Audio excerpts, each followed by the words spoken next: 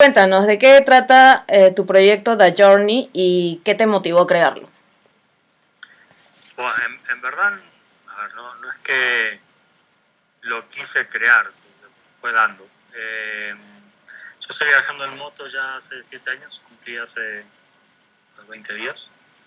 Y la idea al principio era nada, viajar. Igual había diseñado la página web para ir mostrando fotos y eso, pero no había así como no era un proyecto, básicamente. Es eso. Era ir haciendo fotos mientras viajaba un poco para descansar de lo que hacía de proyectos y antes. Y al final ya llevo 7 años. Entonces,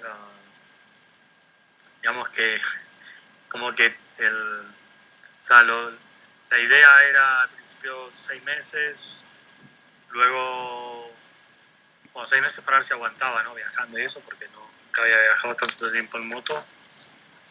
Luego que iba bien, así que seguí. Dije, bueno, tal vez doy la vuelta al mundo en 2 años, llevo 7, y obviamente igual tengo 2 años de pandemia en el medio, igual que todo el mundo, ¿no? Pero eso, quieras que no, recortó un poco el recorrido que ya venía haciendo, o sea, como que lo detuvo en cierta forma. Lo que me pasa ahora es que tengo muchas fotos de Bolivia, que estuve casi todo el tiempo, sacando unos meses en España. Y la verdad que o sea, el proyecto surgió por algo que quería viajar nada más, y luego al final, antes del viaje, tuve un problema que me rompí ligamentos en la rodilla, entonces me operé, y mientras estaba haciendo la rehabilitación me abrí una cuenta de Instagram que no tenía, y empecé a hacer fotos, y empecé a hacer fotos de la vida diaria en Barcelona, que era donde vivía, más algunas fotos de la rehabilitación, y ahí fue, digamos, ahí como que surgió lo que podía llegar a fotografiar durante el viaje, pero tampoco con una idea. O sea, lo que fue fotografiando y lo que se está transformando en el proyecto, que en algún momento tal vez sea libro, es ir haciéndolo. No hubo nada planeado. Básicamente fui haciendo fotos de calle, que era lo que me gustaba como retomar, que había dejado. Y luego fui haciendo algunos pequeños reportajes a lo largo del viaje también. En Bolivia fue donde hice más, en cierta forma, porque también estuve más tiempo. Pero digamos que es un conjunto de fotos de vida diaria de los países que fui recorriendo, más algunos reportajes que pueden ser de celebraciones o de algunas cosas específicas de la cultura de los países, pero ya desarrollado como reportaje y no como fotografía individual. Digamos que lo podría resumir en eso. ¿Cómo se autogestiona el proyecto? Esa es la parte más complicada. A ver, voy haciendo talleres, como tengo ahora uno en Cusco que hago a principios de junio, luego ese va a ser presencial, que es de 5 días, luego uno de un día que en verdad es como una clase magistral, digamos, una cosa así, que lo hago con la Asociación de Fotoperiodistas de Perú, de forma, lo vamos a hacer online para que, como es un día, para que la gente no tenga que ir a un lugar específicamente para hacer el taller, o la clase, la pueda hacer en cualquier lado. Y luego lo que vamos a hacer con los chicos es, más adelante, tipo en agosto, yo tengo que salir del país y volver a entrar por una cuestión de visa y de permiso de la moto. Haremos seguramente uno de 5 días en Lima. Pero la idea del de un día es hacerlo abierto para que cualquier persona de cualquier parte de Perú, digamos, lo pueda hacer. Esa es una de las formas. O sea, por eso te cuento lo de los talleres de aquí. Pero una forma es a través de talleres que voy dando en los países que voy recorriendo. Durante la pandemia empecé a hacerlo de forma online, como mucha gente, eso también, y también la pandemia lo que permitió es que la gente está acostumbrada a tomar clases o seguir cosas, mismo los chicos que van a la universidad o al colegio, a secundaria tenían que hacer clases por internet, entonces como que se ha normalizado eso, entonces después he hecho varios talleres online. Antes era de forma presencial, aunque se fuese de un solo día, como el que hice en La Paz o el de 5 días que hice en La Paz también. Y luego lo que trato de hacer es organizarme, juntarme con escuelas o asociaciones en cada uno de los países a los que voy a ir llegando y trato de planear algún taller con anticipación, cosa de que la gente se pueda anotar. Esa es una. Luego, la otra forma, que eso desde el principio del viaje, básicamente, digamos. Pero antes del viaje, cuando empecé en el viaje no había pandemia, entonces era casi todo presencial. Luego en la página web esta que tengo para compartir las fotos que subo están a la venta. Esa es otra forma de financiar. La gente, si le gusta una foto, la compra y un laboratorio en Madrid la copia y la envía a su casa, digamos. Esa es otra. Luego en la misma página hay una plataforma de colaboración, ¿sí? En la cual, si te gusta lo que estoy haciendo, no quieres comprar foto o quieres hacer una foto pero colaborando en la web, nada, me llega como una colaboración a mi PayPal y también ese dinero lo utilizo para viajar. Luego he dado algunas, sobre todo en la época de pandemia, he dado algunas clases en universidades o colegios online, que espero que eso siga igual a partir de ahora. Y luego otra cosa que hago es que con la pandemia abrí un canal en Patreon, que es una plataforma de pago, como si fuese Netflix, pero donde hay artistas o fotógrafos o pintores o dibujantes o lo que sea, que van compartiendo diferentes actividades. En mi caso, yo lo que hago ahí es comparto como fotografía, en el sentido de que grabo en video lo que hay delante de la cámara y luego muestro las imágenes que yo he obtenido de esa situación y muestro también qué foto elijo de un conjunto de 10, ponle por decir algo. Luego en el mismo canal hago revisiones de trabajos de fotógrafos, que eso es lo que hacía con los talleres, es que el que hacía el taller y luego el que quería que le revisara un proyecto se lo revisaba y pido grabar la clase, digamos, o la revisión o la edición del proyecto, y eso también lo comparto en Instagram, en Patreon. Entonces con eso también la gente no solamente ve mi trabajo, sino también ve otros trabajos y también cómo ayudo a otras personas a organizar sus proyectos, porque muchas veces la gente tiene sus trabajos, pero los tiene muy caóticos, o no sabe cómo ordenarlos, o no sabe cómo editarlos. El grave problema de todos los fotógrafos. Y luego, bueno, en ese canal hago eso, muestro mi trabajo. Luego, si hay alguna imagen, tanto de los trabajos anteriores como los del viaje que te gusten, yo agarro la hoja de contactos y también te muestro por qué he elegido cada una de las imágenes y por qué, digamos. Y también lo que tengo ahí adentro, que lo hice durante la pandemia, fue grabar un taller de metodología que yo doy en un día, pero lo grabé en capítulos. Entonces, si no te puedes inscribir al taller de un día, lo puedes ver en capítulos, digamos, y ya que está hecho, lo puedes ver. Y luego, ¿qué más? Nada, esas son las formas, son varias formas, no hay una sola entrada de dinero, es como 100 aquí, 200 allá, bla, bla, y así. Claro. Pero bueno, como creo que tiene igual como fue siempre mi economía de fotógrafo, salvo cuando trabajaba fijo para alguna agencia o algo, siempre fui haciendo muchas cosas y la entrada de dinero era de diferentes partes, ¿no? Y luego ese dinero lo aplico o lo destino a lo que quiero hacer, que en este caso es estar viajando e ir fotografiando los lugares que voy recorriendo, básicamente. Está genial.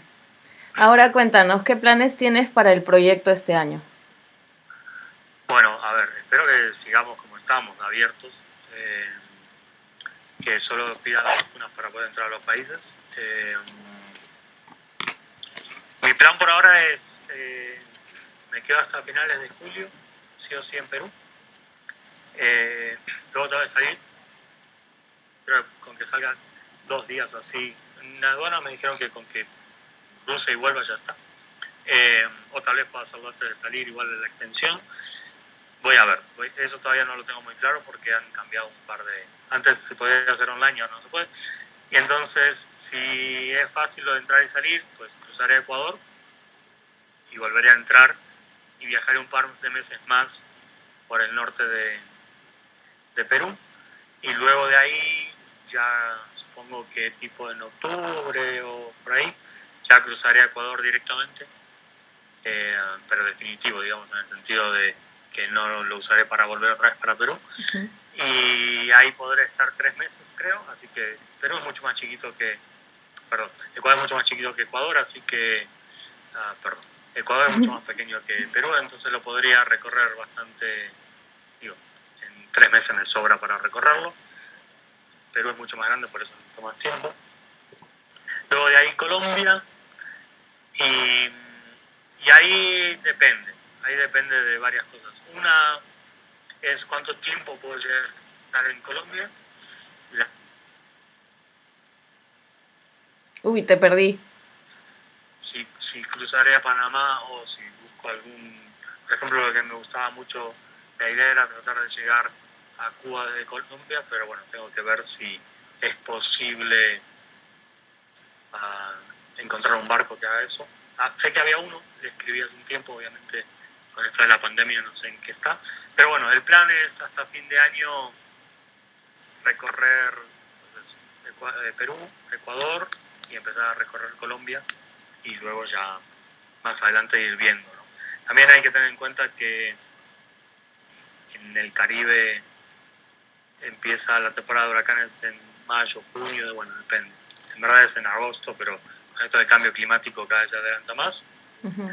Y eso hay que tener en cuenta porque si hay muchos huracanes suele llover bastante, entonces realmente no es que no es que no puedes viajar, pero realmente se hace más difícil y más complicado, ¿no? Sobre todo si viene un huracán que sea así como más de los grandes.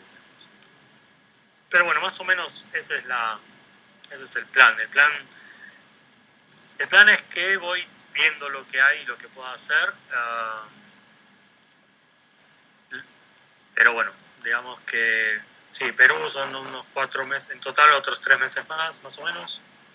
Ecuador unos 3 meses más. Y luego ya Colombia serán 3 meses y veo si puedo extender o no. Y si también vale la pena, porque realmente hay que ver, Colombia hay elecciones este año, entonces también hay que ver realmente, hay zonas que están más complicadas, hay que ver si realmente se puede viajar por donde quieras o hay algún recorrido que no puedas hacer. Entonces, pero es como faltan como 6 meses y realmente con esto de la pandemia realmente he empezado a no planear mucho más allá de los 3 meses del país que me permiten entrar, que en este caso que es Perú, porque nadie te puede decir que en verdad dentro de 2 meses cierran el país de nuevo y no pueda salir, digamos. Así es, Y así en vez de hacer la cuarentena o una parte de la pandemia en Bolivia, la te va a hacer ahora en Perú. es. Claro. Entonces, yo lo único que sé es que tengo que salir de Perú entre el 30 y el 31 de julio, por una cuestión legal de visas y de permisos, sobre todo de la moto, que si te pasas un día te la pueden decomisar. Pero sacando eso, el resto no hay mucho plan, la verdad. Hablando de la pandemia, ¿cómo le afectó al proyecto? Y le afectó bastante en el sentido de que se cerraron todas las fronteras. O sea, Perú acaba de abrir hace 2 meses, digamos, la frontera terrestre. Eso fue lo más grave, lo que afectó mucho más. Por otro lado, justo había coincidido que yo tuve que viajar a España para hacer unas cosas, papeles y unos talleres y eso, justo antes de que estaba la pandemia, entonces llegué a España y a los 5 días estaba encerrado. Entonces realmente la pandemia no solo me cortó las fronteras terrestres, sino que me dejó en otro país con la moto en otro país. Dejé la moto en Bolivia. Entonces, recién pude volver en septiembre, desde marzo, que habían declarado la pandemia. Luego en Bolivia seguían aplicando las leyes como si no hubiese pandemia, entonces realmente no me pude quedar más allá de 2 meses. Así que de ahí me crucé a Paraguay. Paraguay estuve 4 meses. Luego ya volví a Bolivia, pero con papeles como para hacer una visa. Tiene una visa especial para que puedes estar trabajando para afuera, digamos, que es lo que yo utilicé. Y eso estuve 6 meses. Luego pedí otra vez porque Perú seguía sin abrir, así que tuve otra visa más. Lo afectó en ese sentido, en el sentido del cierre de fronteras. Por otro lado,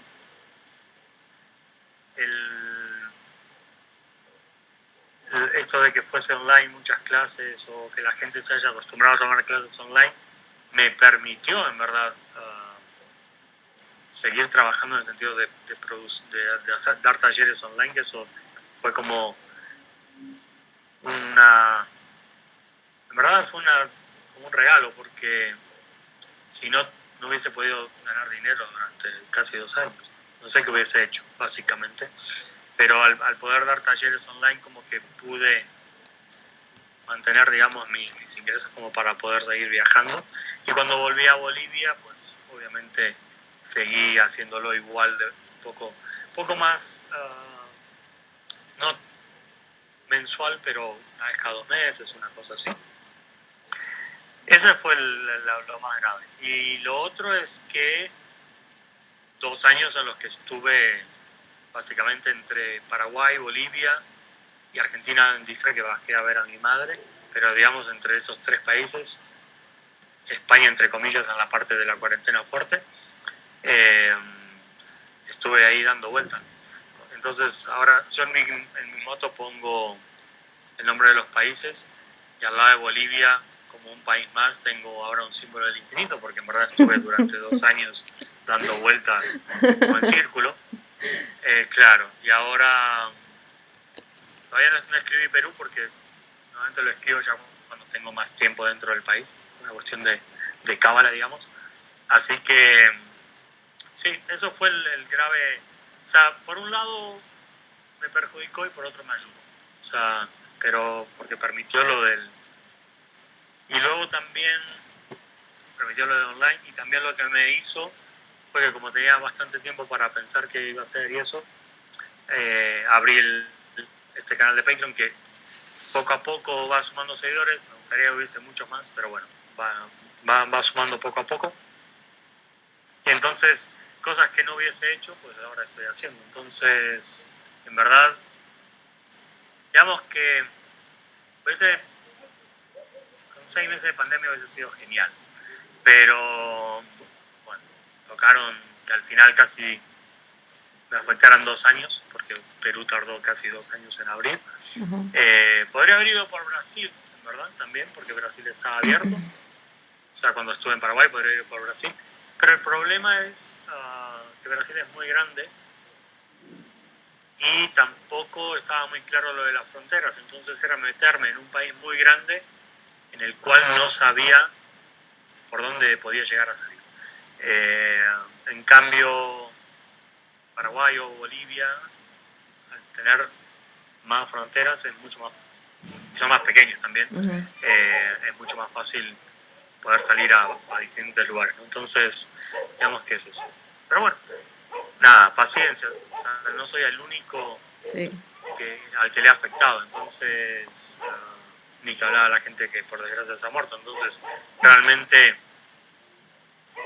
dentro de lo que es, digamos que pude aprovechar algunas cosas, otras, relajar y esperar a que aclarara y luego ver lo que se puede hacer y ya está, básicamente. Y bueno, llegó el momento de retomarlo, ¿no?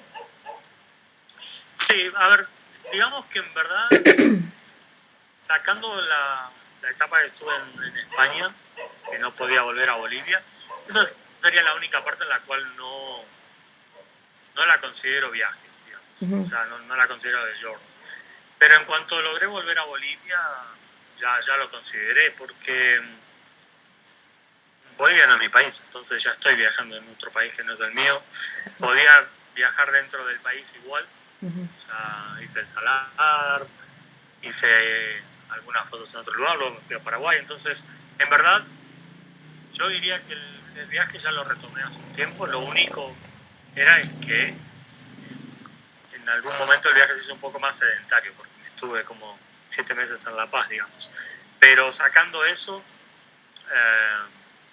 en La Paz igual cuando podía salía a hacer fotos, o mismo dentro de Bolivia iba a algún lado a hacer imágenes. O sea, digamos que lo único que se cortó sería la parte de España, entre comillas. Pero por otro lado no, porque la parte de España me permitió, con un amigo que me ayudó, fue empezar a ver lo que iba a hacer en Patreon. Entonces, en verdad, no me movía, pero mi cabeza se movía. Claro. Entonces, en cierta forma, sí, digamos que hasta la parte de España diría que es parte del viaje, entre comillas, porque me permitió seguir trabajando, que eso estuvo bien. Me permitió ahorrar un poco de dinero también con los talleres, mientras con la pandemia no podía gastar en ningún lado, entonces al final cualquier ingreso se guardaba. Claro. Y luego me permitió lo de pensar, o gracias a un amigo que me presentó la plataforma, lo de hacer estos videos. Entonces, al final, digamos que si no me movía en físico, me movía con la cabeza pensando opciones como para poder seguir más adelante cuando en algún momento era obvio que iban a abrir las fronteras, que es lo que pasó. Exacto. Bueno, ahora cambiamos un poquito de tema. Sabemos que el 1 de junio vas a dar un taller en Cusco que se llama Contar historias, ¿no es cierto? Ajá. Queremos saber de qué se trata. A ver, básicamente es compartir lo que la experiencia que tengo de ir haciendo no solo el viaje, sino los proyectos que hacía antes del viaje, como el proyecto de Violencia contra Mujeres, o el de trabajo infantil, haitianos en Dominicana, bueno, varios proyectos que, esclerosis múltiple en Europa, varios proyectos en los que trabajé antes del viaje, que, aunque no parece, hay una metodología de trabajo, o sea, hay como un proceso en el cual desde que se te ocurre la idea o alguien te propone la idea del proyecto, porque no siempre tiene que ser una idea propia, puede ser alguien que te haga un encargo y a partir de ahí sale un proyecto, lo que sea. Digamos, desde el momento en que se origina la idea, que para mí es lo más difícil, en verdad. Hacer fotos para mí creo que es lo más sencillo. O sea, digo, para mí o para cualquier persona que se considere que fotógrafo debería ser sencillo hacer fotos. Buenas fotos es complicado, pero hacer fotos sería sencillo. Pero para mí lo difícil, y yo creo que es donde está la diferencia entre los fotógrafos, es en las ideas que se te ocurren de qué proyectos vas a hacer, porque si no, lo que sucede es que muchas veces copiamos proyectos, ¿no? O ideas de otros y vamos haciendo el mismo proyecto todos los fotos. Para mí eso es el kit, y eso es donde más se trabaja. En verdad, en 5 días es obvio que no vas a tener un proyecto terminado, vas a tener un pequeño reportaje. La idea es que trabajar en la generación de ideas, en cómo generar ideas, para que luego del taller, si por ejemplo, hay gente que viene de Arequipa, por ejemplo, o hay gente que no vive en Cusco que viene de otros lados, hay 2 que vienen de Lima, de los que sé que hasta ahora se han inscrito. Es obvio que luego cuando vuelvan a Lima no van a poder fotografiar, están fotografiando en Cusco, ¿sí? Pero lo importante es que en esos 5 días trabajen el cómo generar ideas, el cómo hacer los contactos, el cómo que la gente te deje hacer las fotos, el cómo entrar en la vida de la gente, ¿sí? O sea, en lograr ese acceso que es lo que va a hacer que luego puedas hacer fotos. Eso es lo más importante. Claro. Luego, la segunda parte es que se lleven herramientas como para saber cómo elegir las fotos o las mejores fotos que puedan hacer, que eso es un grave problema también, porque los fotógrafos muchas veces no sabemos elegir nuestras propias imágenes. Y finalmente lo que comparto también es formas de financiar proyectos, que eso para mí es tan importante como las ideas, porque puedes tener unas ideas geniales, pero si no tienes dinero para hacer los proyectos, se quedan en ideas. Y puedes tener muchísimo dinero, pero si no tienes ideas, no fotografías nada. Entonces, básicamente necesitas esas dos cosas. Digamos que tengo experiencia, llevo 7 años viajando, ¿sí? Sin tener un trabajo fijo, entonces, y no soy millonario. Entonces, digamos que el cómo generar dinero para hacer proyectos lo tengo como bastante desarrollado. Por otro lado, también he ganado 3 becas para hacer el proyecto de violencia, entonces también tengo experiencia en cómo escribir proyectos o cómo presentar a becas, entonces eso también lo comparto, porque me parece que son cosas que a la gente le puede servir. Pero lo resumiría en eso, es en el proceso que en mi caso yo personalmente llevo o sigo como para lograr tener proyectos o ideas, ¿sí? Algunas, lo que te digo, algunas pueden ser ideas mías propias o otras que alguien me lo proponga. Luego, el cómo hacer los contactos y lograr el acceso. Hacer fotos obviamente vamos a hacer y vamos a ir corrigiéndolas, pero lo más importante es también saber identificar cuáles son las mejores fotos que tenemos y luego también tener una pequeña noción de cómo son las imágenes que tenemos. Vamos a ir formando la narrativa o el orden para que forme una narrativa para que la gente cuando vea el trabajo tenga o sea, para que el trabajo tenga un sentido, si no es una cosa caótica. Sí, yo creo que esas 4 o 5 cosas son, para mí son las más importantes. Es la generación de ideas, el acceso, eso es muy importante, porque puedes tener una idea genial, pero si no logras o no tienes herramientas o no tienes la facilidad para lograr que las personas te dejen entrar y fotografiar su vida, y muchas veces hacemos temas en los cuales la gente está en una situación muy vulnerable, entonces hay que tener como también empatía como para poder lograr ese acceso. Luego, obviamente, cuando ya estamos al lugar de hacer las fotos, pero para mí eso es lo más sencillo de todos, de verdad. O sea, el hacer las fotos es algo que se puede mejorar, eso no hay. Las otras cosas es más complicado mejorar. El cómo observar y a partir de que observamos decidimos qué proyecto vamos a hacer, eso para mí es mucho más complicado que agarrar la cámara de fotos y hacer fotos. El cómo relacionarse con las personas también es complicado y cómo ganar dinero para los proyectos también es complicado. Creo que esas son las 4 cosas más importantes y en el medio pues corregiré algunas imágenes que la gente vaya haciendo, obviamente. Pero ha pasado en algunos talleres, por ejemplo, que obviamente en los 5 días no terminan el proyecto, pero a partir de ahí sale un proyecto. O sea, a partir de la idea que desarrollaron en el taller, luego lo siguen desarrollando y terminan siendo un proyecto que eso me parece mucho más valioso que te lleves un reportaje hecho en 5 días, básicamente.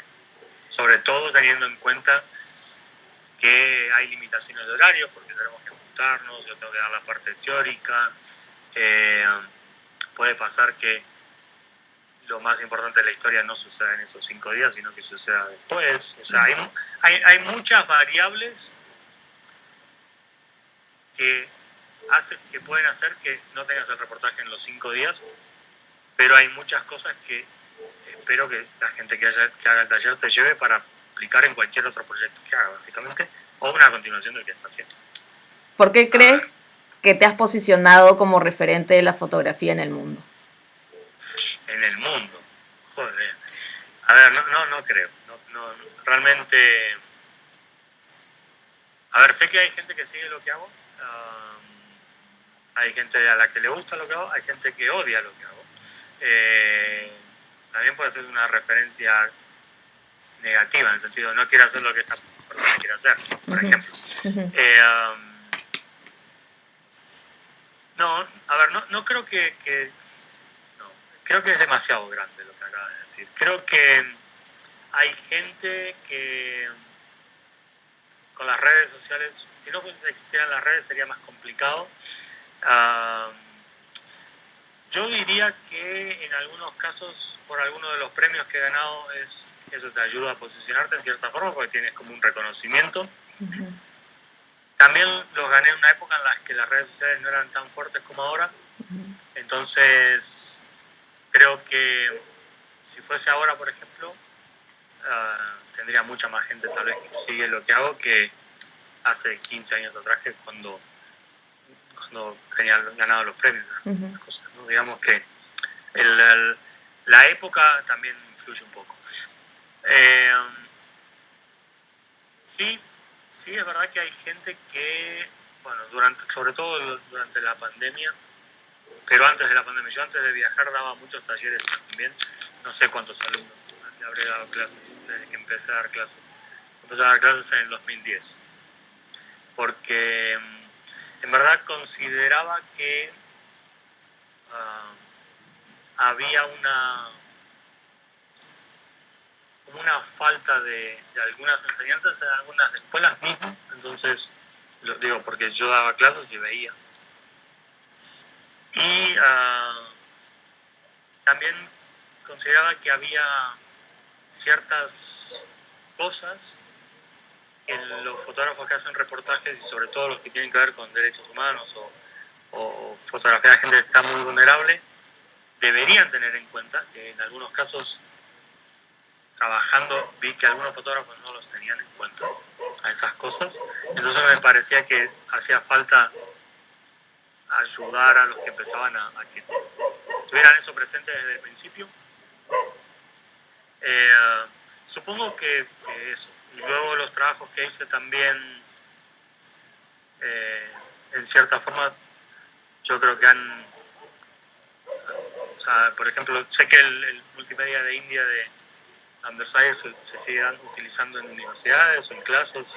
Yo tengo muchos amigos que lo utilizan con sus alumnos, entonces en cierta forma que un trabajo tuyo se utilice para que la gente vea un determinado trabajo o les cuenten cómo trabajaba o cómo hice el proyecto, eso me parece que es interesante. Entonces, en cierta forma creo que más que una referencia mundial, como dijiste, es una referencia de cómo algunos proyectos se deberían hacer. Y eso me parece que es interesante. Sí, no sé cuántos alumnos habré tenido yo. 3.000, 4.000, una cosa así, en total, que doy clases. Creo que es mucha gente. Obviamente no todos son fotógrafos. Obviamente no todos los que han dado el curso han seguido haciendo fotos, porque muchas veces la gente cambia sus intereses. Pero sí sé que, o sea, sí que tengo que hay unos, perdón, sé que hay varios, o sea, sé que varios de los proyectos que he hecho se siguen mostrando en clases, entonces eso me parece que como referencia como eso está buenísimo. Y luego también en cuanto a, yo creo que otra referencia que estaría buena que la gente siguiera en cierta forma es que los proyectos tienen un tiempo que puede ser largo o corto, pero que hay que dedicarle tiempo y esfuerzo para hacer los proyectos. Eso lo comparto en los talleres, entonces creo que sí, digamos que sí es una referencia. Me parece que esas referencias están bien y deberían ser esas, ¿no? Las que el resto, o sea, por ejemplo, que alguien venga a hacer el taller porque en un WordPress no me parece una razón para que vengan a hacer el taller. Me parece que tienen que venir a hacer el taller porque algún proyecto o algo que hice los ha movilizado y les interesa. La parte de premios, obviamente que se utiliza, ¿no? Se utiliza en publicidades, se utiliza en las entrevistas, pero si alguien lo enfoca por ese lado, creo que lo enfoca mal, por lo menos conmigo. Creo que hay que enfocarlo por el otro lado, por el proyecto que haces, por el mensaje que das con el proyecto que haces, por cómo trabajás, por cómo te relacionas cuando estás haciendo el proyecto. Me parece que va por ahí la cosa más que por la otra. Pero obviamente, si no fuese por los premios que he ganado, obviamente, bueno, seguramente no estarías haciéndome la entrevista y seguramente no me hubiesen entrevistado en algunas entrevistas que hice. Y si fuese solo por el viaje en moto sería mucho más complicado que alguien, porque lo que fotografía ahora a mucha gente le parece aburrido, pero a mí me parece interesante porque es el día a día de mucha gente. Entonces para mí es tratar de hacer fotos como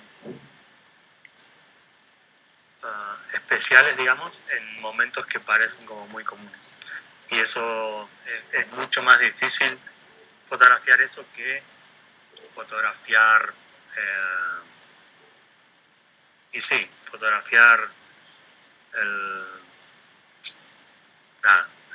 un conflicto o lo que sea. Digo, las fotos están ahí, es mucho más fácil, entre comillas, ¿no? Aunque es duro lo que fotografías, pero digo, pasan tantas cosas que es mucho más fácil. En cambio, en algo tan común como, yo que sé, una señora cocinando, por decir algo, es muy difícil hacer una imagen de eso. Es cierto. Una buena imagen de eso. Es cierto. Pero bueno, me parece que digamos, utilizando lo de referencia, me parece que me gusta la referencia de ser alguien que ahora está fotografiando lo que no es noticia. Que eso es, creo que eso está bueno, básicamente. Sí, está buenísimo. Bueno, nada, nos queda agradecerte en Cordillera por estar con nosotros. Muchas gracias por tu tiempo.